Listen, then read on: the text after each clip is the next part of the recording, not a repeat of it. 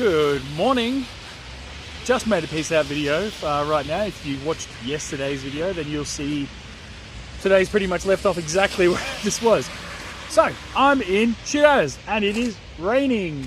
I'm feeling pretty good. I had a lot of rest, a lot of sleep. Again, if you watched yesterday's video, then you'd know all this stuff already. So what I'm going to do now, I have no idea. It's 6 in the morning, it's raining. I don't really have anywhere to go or anything to do. I don't want to ride because the weather is super shit today. I think there's supposed to be recommended 20mm drop, so that's a ton of rain. Yesterday was like 10mm and it was quite a bit of rain, so it's going to be double today. It's going to be pretty light first thing in the morning for the first couple of hours, but then afterwards it's going to get really ramped up. So let's see what happens on a rainy day in Shiraz, huh? See you soon.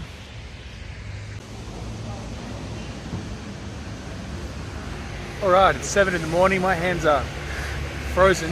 This guy's selling soup on the side of the street. I think he's raising money for Red Crescent, which is, Muslim equivalent of Red Cross. All the disasters that are sort of happening in Kurdistan on the border of Iran and Iraq. A lot of people in Iran have been raising money to help all the victims essentially of the earthquake. So anyway, I thought I'd buy myself a little bit of soup, and I mean, I'd like to say I'm doing it to donate, but I mean, my hands are cold and I'm hungry, so I'm doing it for that more than anything. But it's nice to know that the money's going to a good place. Anyway, I'm going to tuck into having a little bit of naan bread and soup, and see you again.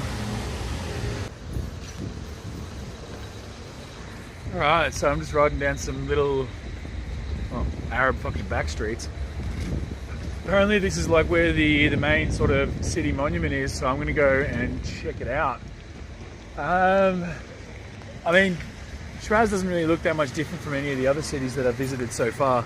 It's pretty much the same thing, you know, it's all just fucking naan bread, car parts, and just people talking to me and asking where I'm from. So I don't think I'll hang out in Shiraz all day today. I'm going to go to the original plan that I had about getting to Bandar Abbas in the first place before the bus happened, and that was to do hitch biking. So I'm going to see if I can hitchhike to Bandar Abbas over the next week, so that way I can ride a bit, hitchhike a bit, ride a bit, hitchhike a bit, and instead of covering like 100 kilometers a day, I can see if I can cover 200 or 300. Because nearly everybody in Iran have these blue like trucks or utes, and because they do like tourists and stuff like that, I just thought I'll chuck them in the back of these blue things, so it's pretty easy. I mean, yesterday the hitchhiking I did, the first person I threw my thumb out to, boom, just picked me up, so I'm sure it'll be pretty easy again. So I'm going to do that the rest of the way to Bandar Abbas and see if I can make it there by the end of the week.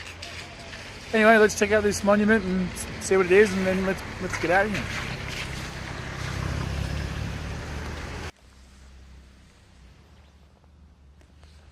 Okay, so here we are. That's it there behind me. I don't think I had the same idea sort of about what the attraction of this city is to tourists, but I think it's more of an attraction for Iranians. This is quite sort of traditional, old, like as you can see, old part of the town, and I think the reason why people like to come here is because for religious purposes and things like that. I'm not really being wowed by anything here. If anything, I'm just sort of getting lost in these little brick alleyways. There's just lots of cars and just people walking around and stuff like that. I can totally get the perspective of what would be interesting about Shiraz to an Iranian, but to a regular tourist, it doesn't really do anything for me, which is normally what I like. I don't want it to be a ridiculous tourist attraction. But anyway, I don't really have anything to do today, and I thought I'd go look at something pretty, but there's not really much to look at here.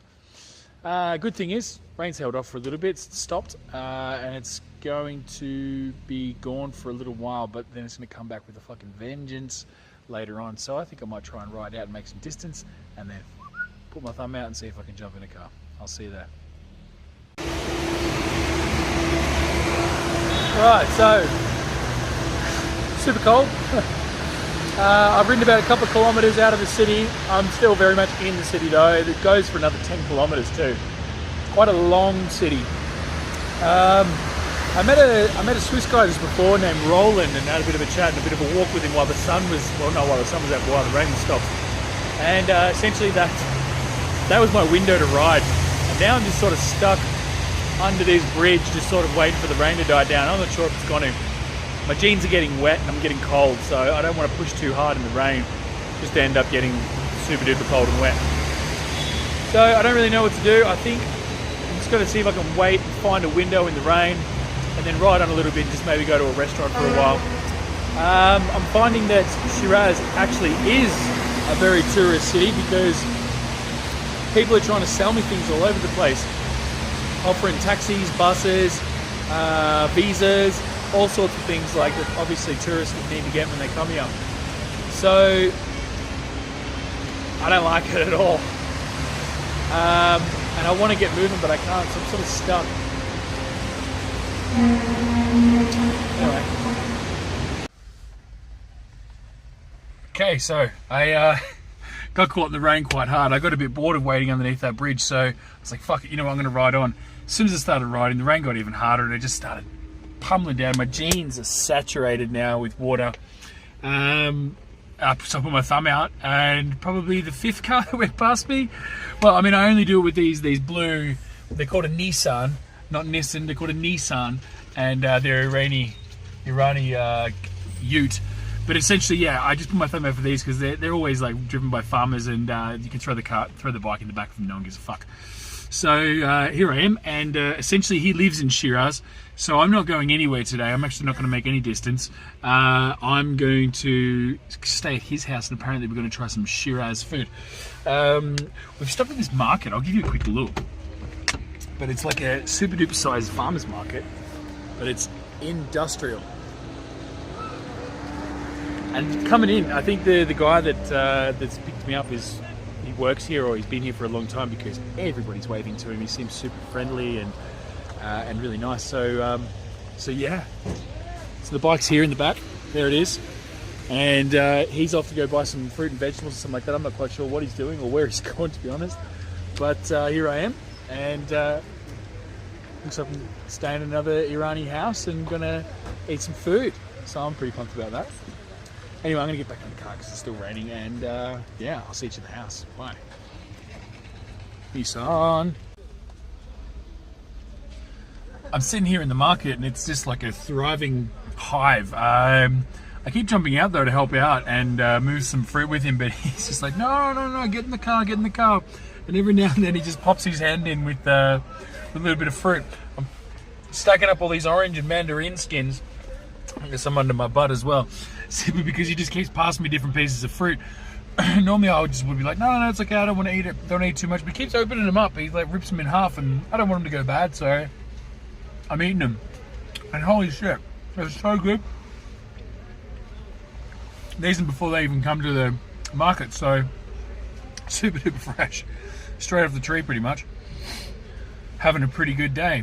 It started off pretty wet and pretty miserable, well, on a really long bus ride, but things are going alright. I'm having a pretty good time. See you later. Okay, went back to Mustafa's house here in Shiraz, and I thought I was staying the night. Things got a little bit weird. We had a really, really good conversation, a really in-depth conversation. About many things, about life and religion and all that sort of shit that I don't really like to talk about, but people from Iran just love to talk about it, so there's not really any way of avoiding it. I have learnt over the years of ways to sensitively answer these questions in a way to let them know that I'm not religious, and I respect that they are, and they should respect that I am. But I say it in such a kind and gentle way about being a good person. Essentially, I reflect on a lot of their qualities of their religion in my own life, even though I'm not religious. Point being, we sat down, we had, well, they prepared dinner, the family got everything ready and all that sort of stuff, and all of a sudden, in Iran, this is what they do, they lay down, everyone sits on the floor, there's no couches, there's no tables, nothing like that, everyone sits on rugs, you know, Persian rugs when you see from the television commercials. Anyway, so everyone sits on a rug, they come out and they put a tea towel on the ground, or not like a tea towel, but there he goes. not a tea towel, but like a tablecloth. But they just put it on the ground, and then that way, whatever falls off your plate or off your mouth or whatever, they just pick up the tablecloth at the end of it and throw it out. Anyway, so he laid one down in front of me, and it was enough for one person. Okay, there's fucking 10 people here. What's up with that? And then he laid down separate plates. Normally they put down these massive bowls and stuff like that, and they all share from it. But he just puts down a couple of servings this time. It's the first time it ever happened to me in Iran. And I know it's not the way that it is. And then I noticed that he said that he wasn't hungry and he wasn't going to eat. And then I noticed the rest of the family sat down in the kitchen, on the floor in the kitchen, and they ate without me. And I don't really know why. The only thing I can really put my finger on is the fact that I am atheist. And I did share that with him, and maybe that got back to his family and they found out I wasn't Muslim and I'm not really welcome. So essentially, after I finished eating the meal, which I did politely, I didn't really want to be honest, because I felt really, really excluded. Essentially after that he said he had to go to work and that I had to leave. I had to go back on my adventure. And I said, yeah, okay, no worries, And he said, don't worry about it because the rain's going away. Now I don't know if you can notice, but the rain's just picking up. Now, Iranian culture is to be super duper friendly. If you've been watching my last month of videos, people are overly friendly, too fucking friendly. And they do anything they can to help you as much as possible. And he's literally just done his courtesy, given me the food and then pushed me out the door into the rain. And it's super uncharacteristic from what I've experienced in Iran. I can't put my finger on it, but Shiraz just went to the bottom of my list for favourite places in Iran. It all comes down to the interactions I have with the people, and today started off as a fantastic one, and then I believe the family has become a little bit too traditional to have a white man in their house and become a little bit racist. Unfortunate, because I was under the impression that Iran was the least racist place in the world. There's always got to be room for one, right? A little bit of prejudice here and there. Anyway, that's life. Time to get back on the road and ride in the fucking rain. What are you going to do? See you around. Alright, how's this for a fucking turn of events? So, I'm riding down the road, rain starts hammering down, so I get underneath some shade, head over to a shop and buy something, and it costs 50,000 Rial. I get the man 500,000 Rial. He's trying to think he could sneak me by pretending it was 50,000. Sorry, it cost 45,000 for him to cook. Anyway, he gives me back like the tiniest bit of change. He just looks at me and I just go, and then he slowly puts his hand back down into the till and pulls out the rest of the money. I gave him like something like 30 bucks. Do you know what I mean? For a couple of packet of chips and stuff. And he tried to charge me all of it for it, motherfucker. When really it was like $1. Piece of cheese. Then, riding along down the street, and this guy in a red fucking jacket pulls me over and he's like, talking, and he's erratic. Talking all over the place. Turns out he's an opium dealer.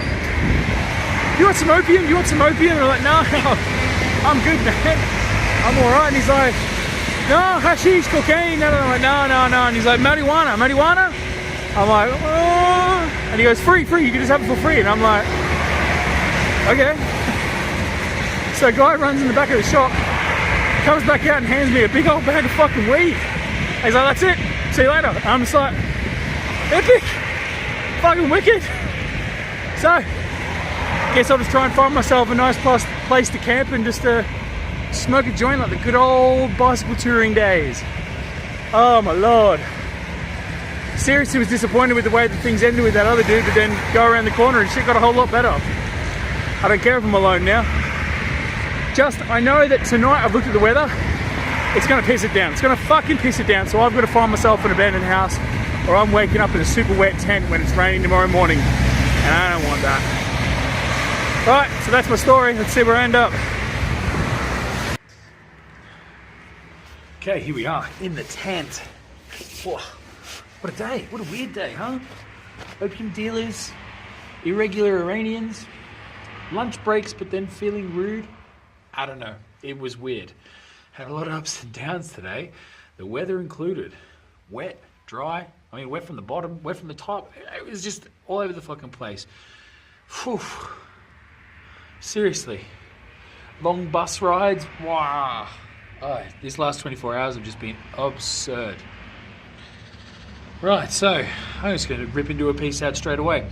Today, what happened with the guy that I met that sort of invited me into the family, and I truly think after considering it, it was because they found out I was an atheist. And I think that as much as Muslims' number one rule is that you have to respect other people's beliefs and cultures, well, beliefs more so, atheism doesn't fall underneath that because it means you don't have a belief.